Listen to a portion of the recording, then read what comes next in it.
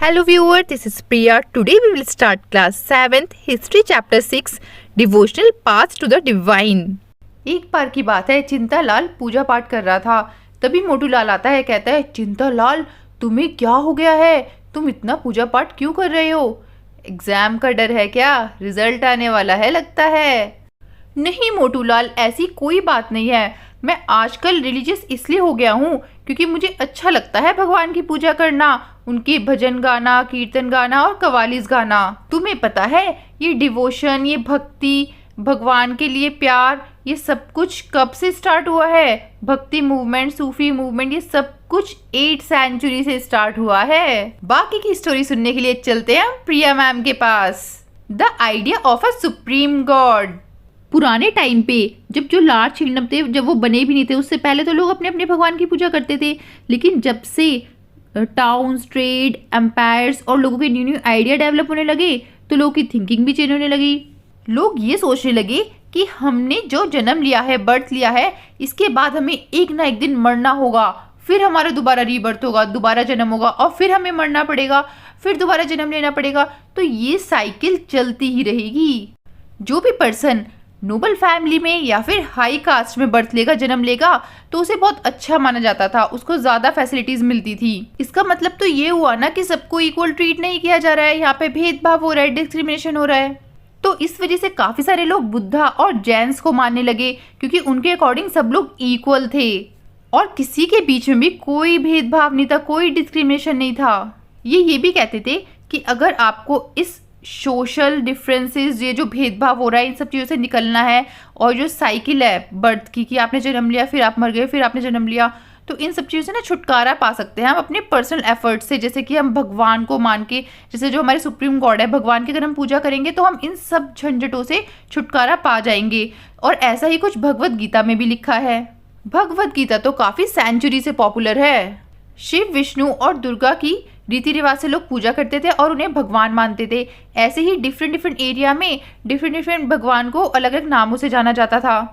Local myth और Puranic story, मतलब जो ओल्ड स्टोरीज होती थी ना, पुरानी स्टोरी होती थी, तो उसमें ना लिखा होता था कि हमें ऐसे पूजा करनी चाहिए, तो इसे बोला जाता था पुराण। तो पुराण में जो भी लिखा होता था मेथड कि हमें किस टाइप से पूजा करनी है, किस तरीके से पूजा करनी है, तो ऐसे ही बोला जाता था कि आसपास के एरिया में सबको उसी तरीके से पूजा करनी पड़ेगी जैसा पुराण्स में लिखा गया है। तो Puranas were introduced into the local cults, मतलब जो लोकल एरिया होता था ना आसपास का, तो वहाँ पर पूजा पुराण के अकॉर्डिंग की जाती थी। इवन पुराण में ये भी लिखा गया था कि सभी लोगों को राइट है पूजा करने का, चाहे वो किसी भी कास्ट का हो। और ये भक्ति का आइडिया बुद्धिस्ट और जो जैन्स थे उनमें भी पॉपुलर हुआ। Next we will talk about a new kind of bhakti in South India, Nayanars and Alvars. 7th से 9th सेंचुरी के बीच में काफ़ी सारे न्यू रिलीजियस मूवमेंट स्टार्ट हुए। तो जो शिव जी के भक्त थे उन्हें बोला जाता था नयनार्स और जो विष्णु जी के भक्त थे उन्हें बोला जाता था अलवार्स। नयनार और अलवार्स में सभी कास्ट के लोग इंक्लूडेड थे, जैसे कि अनटचेबल, पुलियार और पनार। ये लोग बुद्धिस्ट और जैन को ना क्रिटिसाइज करते थे, कहते थे सिर्फ विष्णु और शिव भगवान ही हैं और वही हमें साल्वेशन, मतलब कि वही हमें मोक्ष दिला सकते हैं। इन्होंने लव और हीरोइज्म का जो कॉन्सेप्ट है ना, वो संगम लिटरेचर, जो कि तमिल लिटरेचर है, वहाँ से लिया। उसमें बताया गया है कि भक्ति की क्या क्या वैल्यूज होती है। तो जो नयनर्स और जो अलवर्स थे ना, वो जगह जगह जाते थे और पोयम भी लिखते थे, लोगों को भजन सुनाते थे, गांव गांव में जाके ये भगवान के बारे में बताते थे लोगों को। अब बात करते हैं हम 10th से 12th सेंचुरी की। इसमें चोला और जो पांड्या किंग थे ना, उन्होंने बहुत सुंदर सुंदर टेम्पल बनवाए थे और वहाँ पे ना जो संत लोग हैं वो आते थे। तो ये जो सेंट आते थे, तो ये एक तरीके से पोएट थे, अपनी ना पोएम लिखते थे और वहाँ पे टेम्पल में सब लोगों को सुनाते थे।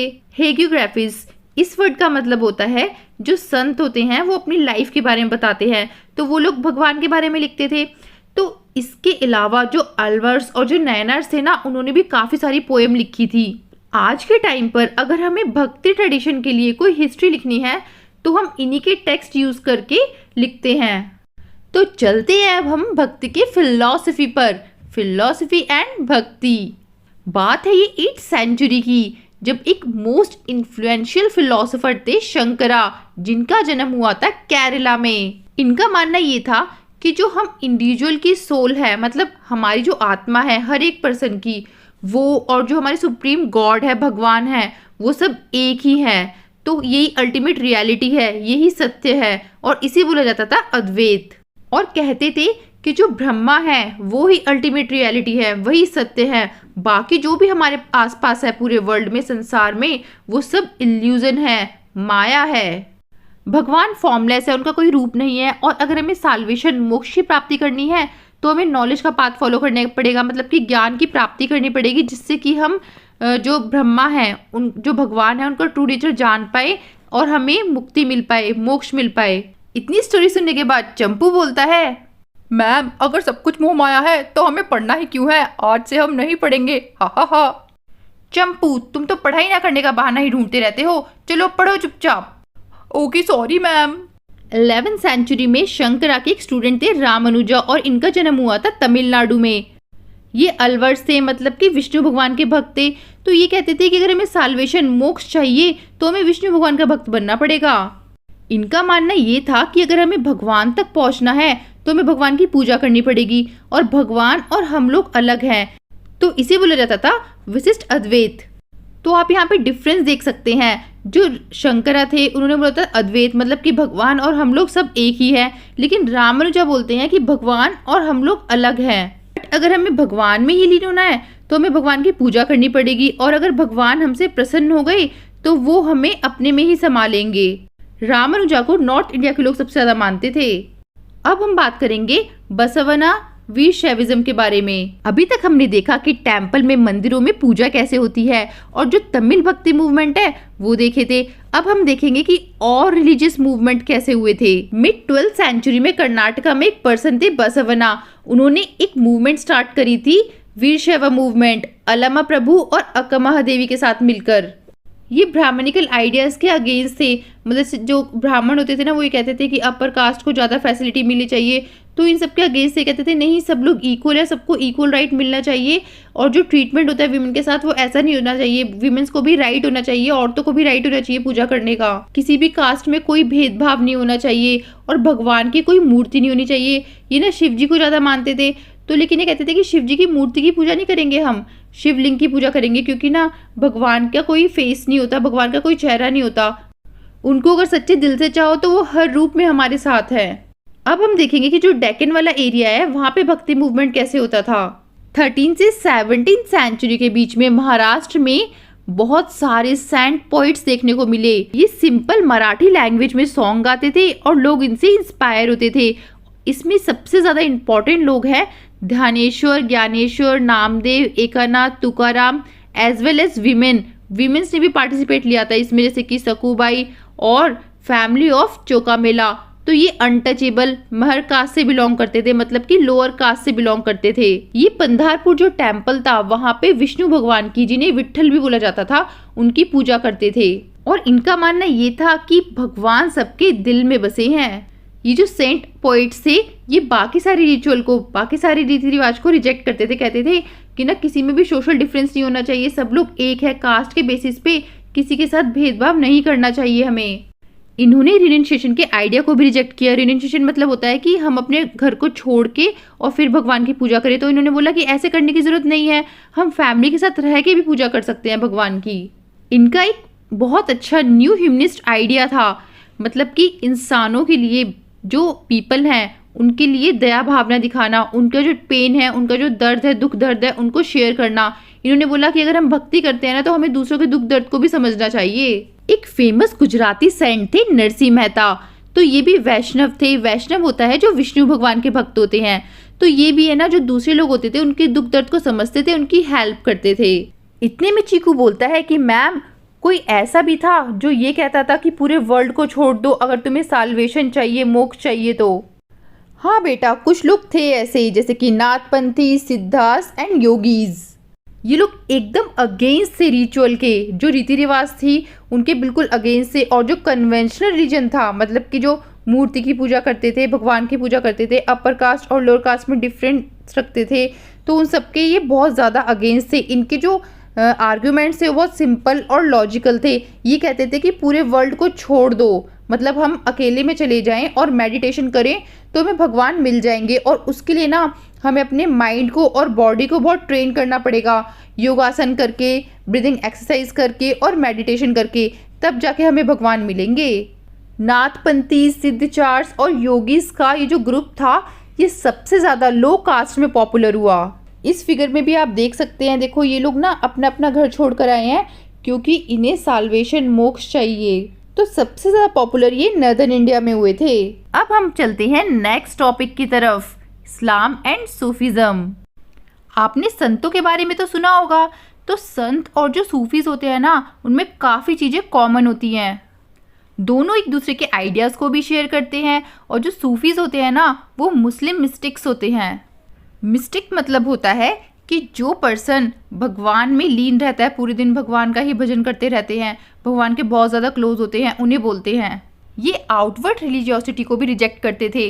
इट मीन्स काफ़ी लोग ऐसे कहते थे ना कि कुछ लोग भगवान की पूजा नहीं कर सकते, कुछ लोग कर सकते हैं, तो इस सब चीज़ों को ही रिजेक्ट करते थे। कहते थे हर किसी को राइट है भगवान की पूजा करने का। इस्लाम में मोनोथिज्म को ही फॉलो किया जाता था, मतलब ये बोला जाता था कि एक ही भगवान होता है, हमें एक ही भगवान की पूजा करनी चाहिए।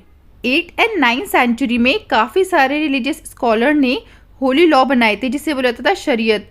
तो ये बहुत कॉम्प्लेक्स हो गए थे, बहुत टफ होते गए थे। तो सूफीज़ ने बोला कि इन सबको रिजेक्ट करो, हटाओ, क्योंकि ये बहुत टफ है। भगवान की बस सच्चे दिल से प्रार्थना करो तो भी भगवान उसको स्वीकार कर लेंगे। बस भगवान को इस तरीके से प्यार करो जैसे कि जो लवर्स होते हैं वो एक दूसरे को प्यार करते हैं और उन्हें दुनियादारी से कोई मतलब नहीं होता। जैसे सेंट और पोइट्स ना अपनी फीलिंग्स को एक्सप्रेस करने के लिए पोएम, स्टोरीज लिखते थे, इसी तरीके से सूफीज़ भी लिखने लगे। तो सेंट्रल एशिया में कुछ ग्रेट सूफीज़ है जैसे कि गजाली, रूमी, सादी, जैसे नाथपंथी, सिद्धार्थ और योगी से ना उसी तरीके से सूफीज़ भी ये बिलीव करने लगे कि हमें अपने हार्ट को ट्रेन करना है। अगर हमें इस वर्ल्ड को अलग तरीके से देखना है, डिफरेंट वे से देखना है, तो इन्होंने काफ़ी सारे मेथड डेवलप किए ट्रेनिंग के, जैसे कि जिक्र मतलब चैंटिंग करना, भगवान का नाम लेना, कॉन्टेम्पलेशन मतलब कि भगवान का चिंतन करना, समा मतलब सिंगिंग, भजन गाना, राक्स मतलब डांसिंग करना। तो इनके एक मास्टर होते थे जिनको बोला जाता था पीर, और इन सब चीज़ों को बोला जाता था सिलसिलास। तो सिलसिलास में क्या होता था कि एक सूफी टीचर है, हेड है, वो सबको बताएंगे कि आपको किस तरीके से पूजा करनी है जिससे कि आप भगवान तक पहुंच सके। यहाँ पे आप इस फिगर में देख भी सकते हैं कि कैसे लोग डांस कर रहे हैं, कैसे लोग सिंगिंग, गाना गा रहे हैं, भजन गा रहे हैं। ज़्यादातर सूफीज सेंट्रल एशिया से हिंदुस्तान में 11th सेंचुरी में आए थे। दिल्ली सल्तनत के टाइम पे सबसे ज़्यादा सूफी सेंटर्स बने थे। सबसे फेमस सूफी सेंटर है चिश्ती सिलसिला। देखो इसमें क्या होता था कि एक टीचर है, वो अपने स्टूडेंट को गाइड कर रहे हैं कि भगवान तक आपको कैसे पहुंचना है, सब मेथड्स बता रहे हैं। उनके बाद वो जो स्टूडेंट है वो टीचर बन जाएगा, और फिर वो टीचर बन के जो अपने स्टूडेंट को गाइड करेंगे, फिर जो उनके स्टूडेंट होंगे फिर वो टीचर बन जाएंगे। तो ऐसे ये सिलसिला चलता रहता है, एक के बाद एक टीचर बनते रहते हैं।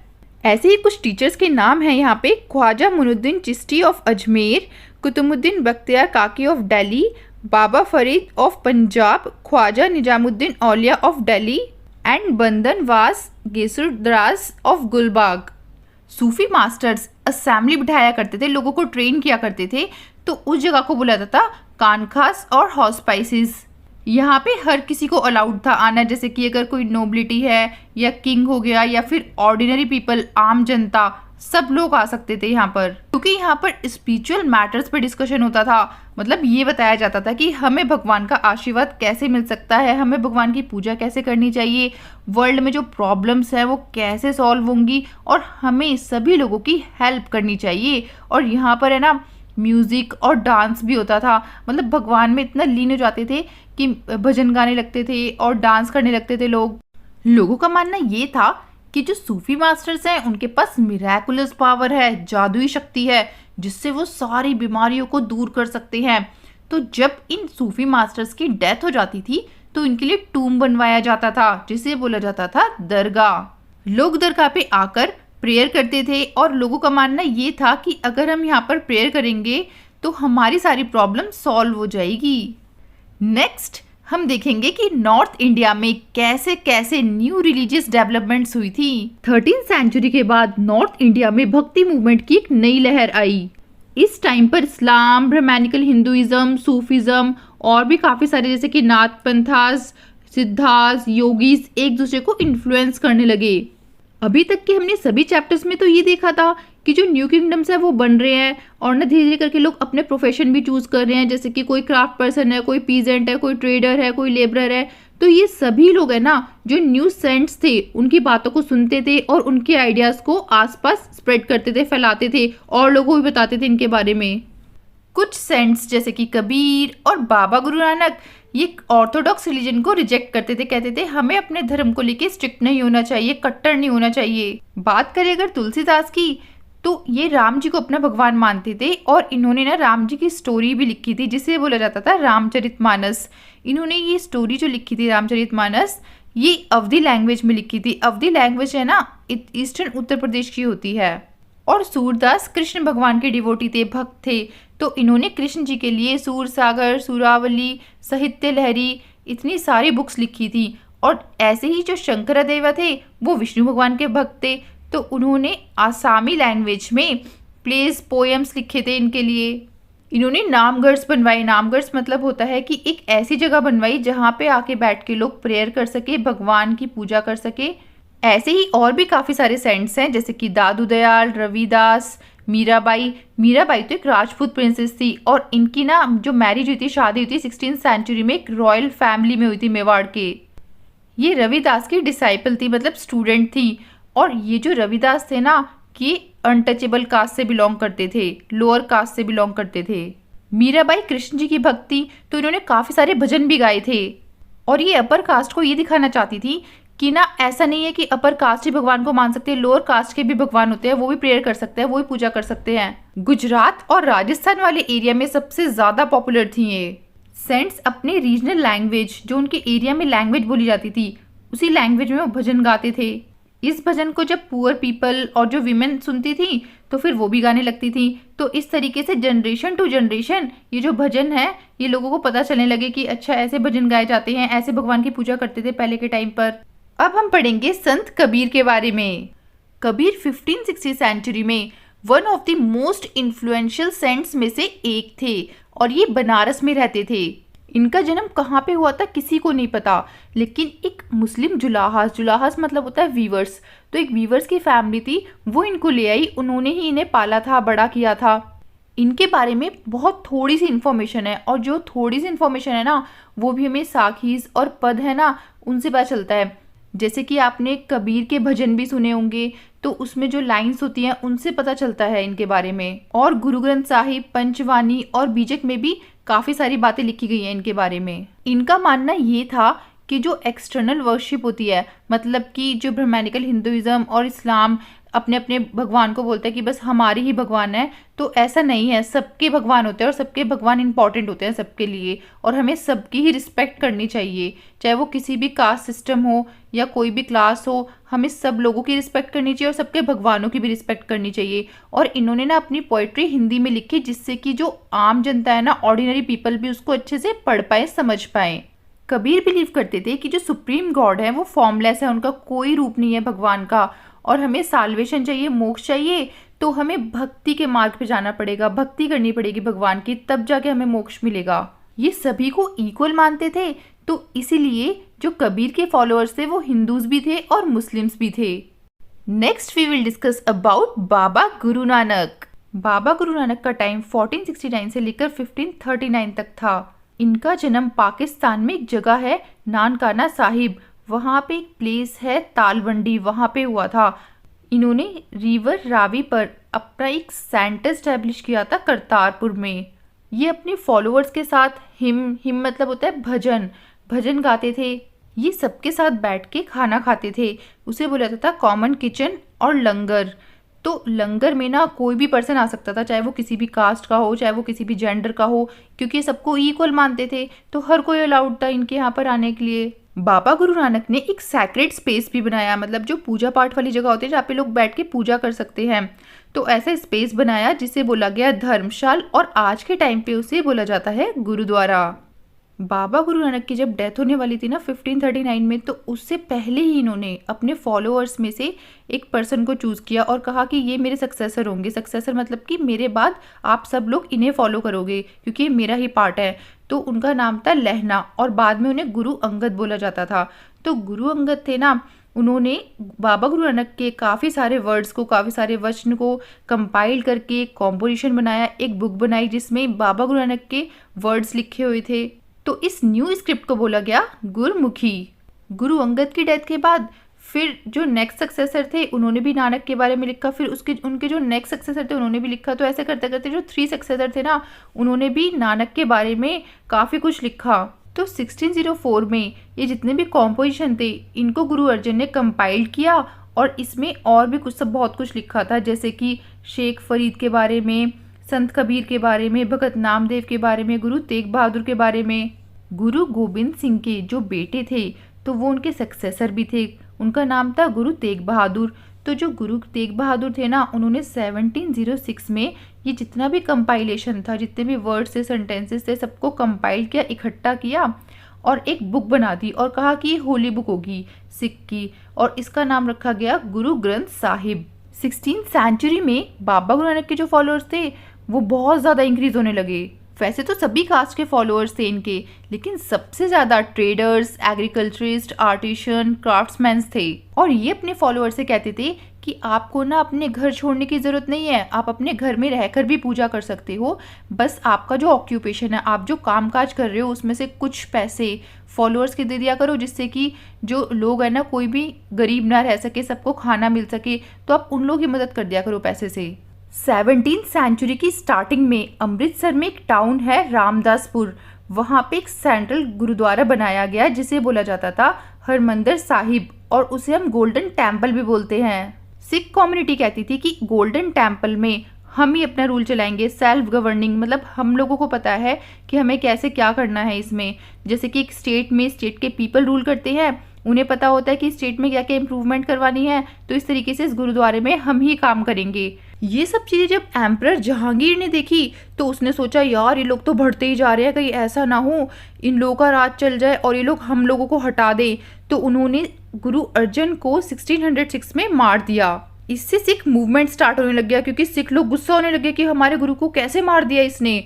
तो गुरु गोबिंद सिंह ने एक इंस्टीट्यूशन स्टैब्लिश किया, बनाया, जिसको बोला गया खालसा, और इस सिख कम्युनिटी को बोला गया खालसा पंथ। तो 1699 में इस इंस्टीट्यूशन को बनाया था। तो अब इसमें ना सारे वॉरियर्स थे, सारे योद्धा थे। अब इनको आ रहा था गुस्सा कि कैसे कर दिया जहांगीर ने ऐसा काम, अब हम इनको नहीं छोड़ेंगे। सिख मूवमेंट की वजह से 16th और 17th सेंचुरी में हिस्टोरिकल सिचुएशन चेंज होने लगी। सिख मूवमेंट जब स्टार्ट हुआ था तो स्टार्टिंग में ही जो बाबा गुरु नानक के आइडियाज़ थे ना, उनका काफ़ी इम्पैक्ट पड़ा, क्योंकि ये कहते थे कि हमें एक ही भगवान की पूजा करनी चाहिए और सभी भगवान एक हैं। और इनका मानना ये था कि सब लोग इक्वल हैं, चाहे वो किसी भी कास्ट का हो, चाहे वो किसी भी जेंडर का हो, चाहे वो किसी भी क्रीड का हो, सब लोगों को ये इक्वल नज़र से देखते थे और कहते थे सब लोग इक्वल हैं, हम सब एक हैं। इन्होंने अपनी टीचिंग में बहुत सारी टर्म्स का भी यूज़ किया था, जैसे कि नाम, दान, स्नान, और आज भी इनके वर्ड्स को याद किया जाता है। जैसे कि ये बोलते थे नाम जपन, कीर्त करना और वन चखना। नाम जपन मतलब हमें भगवान का नाम जपना चाहिए, कीर्त करना मतलब ऑनेस्ट से हमें रहना चाहिए, और चखना मतलब लोगों की मदद करनी चाहिए। बात करें अगर हम मिडिवल सेंचुरी की, तो और भी जो रिलीजियस फिगर्स थी ना, जैसे कि कबीर, रविदास, दादू, इन सब के जो आइडियाज़ थे वो बहुत ही ज़्यादा सिमिलर हैं बाबा गुरु नानक के आइडियाज़ से। अगर आपको ये चैप्टर अच्छे समझ में आया है तो मुझे इन फिलिंग द ब्लैंक्स का आंसर कमेंट सेक्शन में बताओ। ये थी इस चैप्टर की story. If you have any doubt, right it down in the comment section, and please like and subscribe my video and share with your friends. Thank you.